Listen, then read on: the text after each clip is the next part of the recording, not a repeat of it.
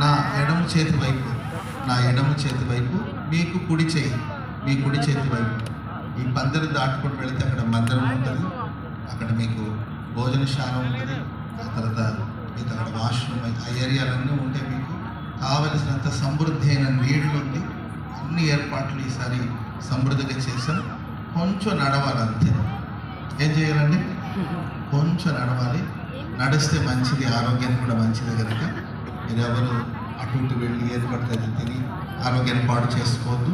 కావలసినంత సమృద్ధి అయిన నీళ్ళు ఉంది, సమృద్ధి అయిన ఆహారం అందరి కొరకు ఏర్పాటు చేయడం జరిగింది కనుక చక్కగా ఈ 4 రోజులు మీకు కావాల్సిన చక్కని ఏర్పాట్లను కూడా మీరు సద్వినియోగం చేసుకోవాలని ప్రేమతో తెలియజేస్తున్నాను.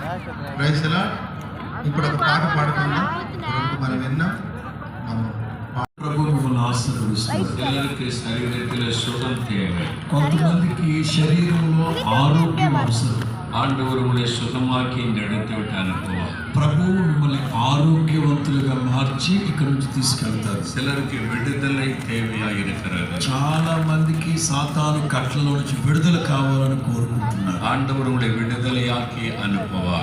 అలాంటి వాళ్ళకి ప్రభు విడుదల కలుగు చేసి ఇక్కడ నుంచి తీసుకెళ్ళబోతున్నారు. சிலருக்கு குடும்பத்திலே சமாதானம் ஒரு நன்மை அவசியம். కొంతమందికి కుటుంబ సమస్యల్లో ఒక మేలు కలగాలని ఆశపడి ఇక్కడికి వచ్చారు. அந்த காரியத்திலே கர்த்தர் உங்களை ஆசீர்வதிப்பார். ఆ కోణంలో ప్రభు మిమ్మల్ని ఆశీర్వదించి మీకు మేలు చేయబోతున్నారు. సేవలో ఆశీర్వాదం కోరుకుంటున్నారు. ஆண்டவர் 2 மடங்கு ஆவிக்குரிய